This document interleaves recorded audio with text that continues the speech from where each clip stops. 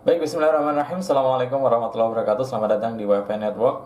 Pada kesempatan kali ini saya ingin berbagi kepada teman-teman semua bagaimana cara untuk menjadikan router bekas ya, bekas IndiHome ya, yang dalam hal ini menggunakan tipe F670L sebagai access point. Dan ini juga teman-teman bisa terapkan untuk tipe-tipe ZTE yang lain yang merupakan bekas dari IndiHome ya.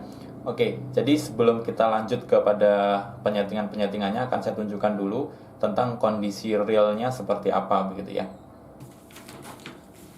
Oke teman-teman, sekarang teman-teman bisa lihat ya, di sini ada dua modem router IndiHome ya.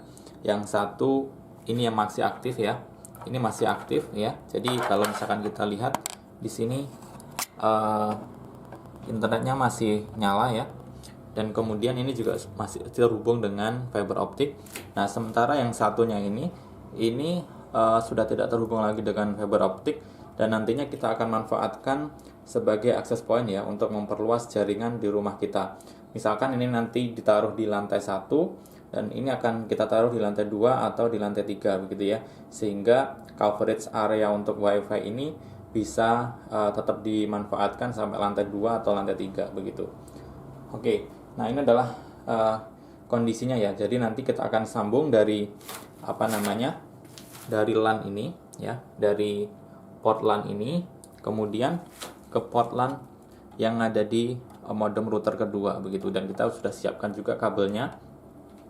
Tetapi nanti ketika teman mengaktualisasi, pastikan teman-teman menyediakan kabel yang cukup dengan jarak yang sesuai antara router pertama ke router kedua begitu. Oke, sebelum kita melakukan penyetingan, terlebih dahulu pastikan kalau misalkan teman-teman belum mereset default routernya, teman-teman reset default terlebih dahulu ya. Jadi di sini saya sudah menyediakan paku kecil ya, dan kita akan coba reset dulu ya. Ini kan ada lubang reset, kita colok kemudian kita tekan ya sampai berbunyi, terus kemudian kita lihat lampu indikator yang di sini sampai kemudian mereka nge-flash semua ya.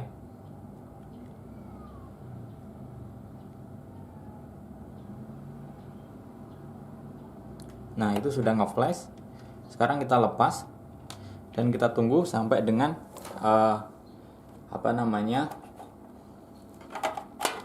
indikatornya nyala kembali ya, terutama untuk indikator WiFi. Karena di sini nanti kita akan gunakan WiFi-nya untuk melakukan penyetingan. Untuk melakukan penyetingan nanti kita bisa menggunakan laptop ataupun handphone ya. Nah, teman-teman tunggu dulu sampai ini WiFi-nya nyala. Nah, kalau WiFi-nya nyala seperti ini sudah siap untuk kita konfigurasi. Selanjutnya kita perlu melihat info yang ada di belakang ya. Nah, ini adalah SSID dan password default ya. Teman-teman nanti connect ke SSID tersebut dan kemudian gunakan password standar tersebut gitu. Sekarang kita akan ke laptop atau ke handphone. Oke, sekarang di sini saya menggunakan laptop ya. Nanti kalau teman-teman menggunakan handphone juga sama aja caranya. Pertama kita cari dulu nama WiFi dari yang tadi sudah kita lihat di belakang dari router yang kedua ya. Nah, ini contohnya. Ini saya klik, kemudian saya konekkan. Dia akan meminta password, dan tadi saya juga sudah catat ya passwordnya. Ini sama ya, YZK3TN. Ini kita copy saja. Kita kembali ke sini ya. Ini kita connect. Kemudian kita paste saja ya. Kemudian kalau sudah, di next ya. Pastikan teman-teman sudah terkoneksi ke WiFi dari router yang kedua dulu. Nah, selanjutnya kita akan melakukan penyetingan dengan mengakses modemnya ya. Kita tunggu sampai terkoneksi. Nah, ini memang no internet ya, tetapi di sini kita sudah terhubung. Selanjutnya kita bisa akses modemnya ya untuk melakukan penyetingan. Itu 192.168.1.1. Nah, kemudian kita akan coba masukkan untuk username-nya. Kita bisa menggunakan admin, kemudian telkom telkom DSO 123 ya. Ini untuk passwordnya ini ya, saya tulis telkom DSO 123. Untuk username-nya admin. Oke, kalau sudah kita bisa login. Nah, sampai di sini kita bisa masuk ke menu LAN ya. Jadi ini karena masih 1.1 ya. Jadi modem yang kedua pun juga punya alamat 1.1. Oleh karena itu harus kita bedakan ya. Kita masuk ke local network, kemudian masuk ke menu LAN ya.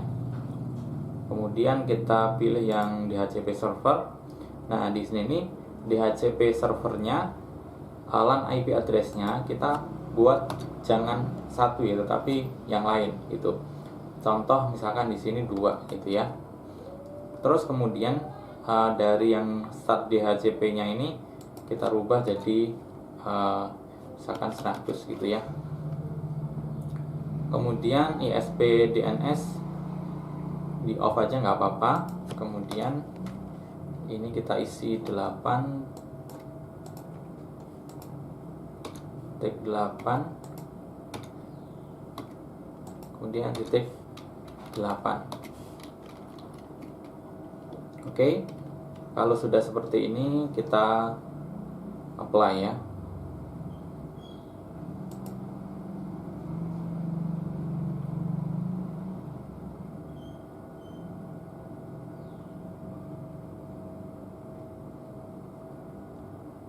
Kemudian kita tunggu.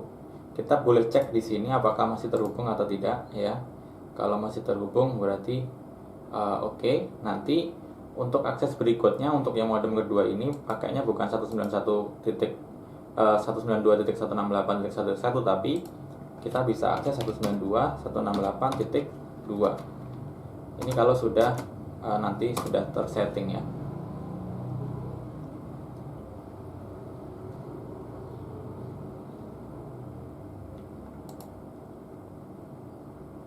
Oke, kita tunggu sampai ini masih connect.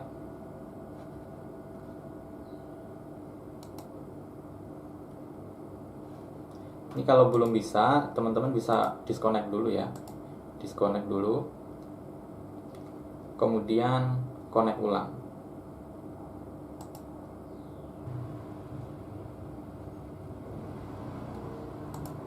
Oke, sekarang kita akses lagi.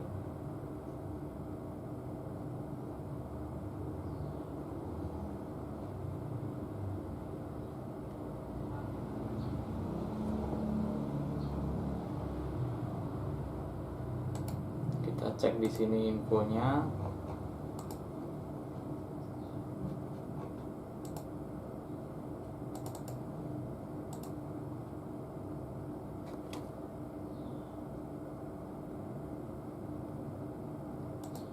Jadi ini masih dapat IP yang lama ya. Oh, ternyata ini IP-nya bukan DHCP teman-teman. Kita DHCP-kan dulu. Kita oke. Dan biarkan dia dapat IP yang baru.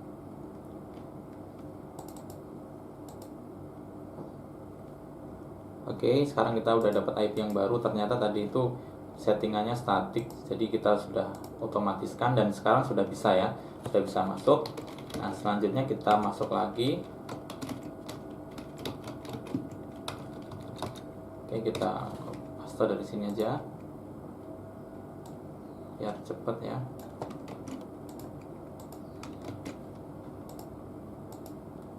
Login. Oke. Nah, sekarang kita mau uji, kita sambungkan dulu dari router pertama ke router kedua ya. Nah, sekarang di sini ada kabel LAN ya. Kita akan colok dari router pertama ya. Ini. Kemudian kita akan sambung ujung yang lain ke router kedua. Oke, ini sudah tersambung ya. Dan nantinya kita akan coba cek ya, apakah kita bisa akses internet atau tidak. Nah, ini sudah tersambung dan tadi kita juga sudah setting. Selanjutnya kita akan cek di komputer atau di handphone kita sudah bisa akses internet atau belum.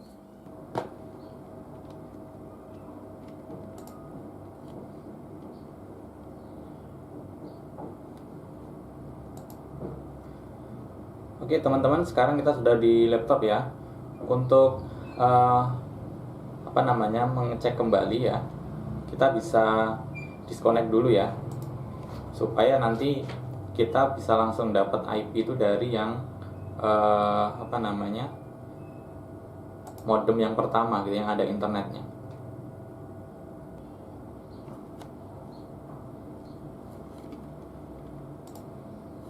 Oke, teman-teman, di sini sudah internet akses ya teman-teman. Jadi kita coba bisa akses YouTube. Nah, selanjutnya nanti teman-teman tinggal rubah yang di ininya saja ya, di WLAN-nya. Untuk SSID dan lain sebagainya ya. Dan saya sudah buatkan bagaimana cara untuk mengubah nama ini dan mengubah password dari password WiFi modem ZTE F670L. Nanti teman-teman bisa cek di deskripsi. Nah, untuk setting access point sampai di sini sudah selesai dan kita sudah bisa mengakses internet. Nah, seperti itu teman-teman. Semoga videonya bermanfaat.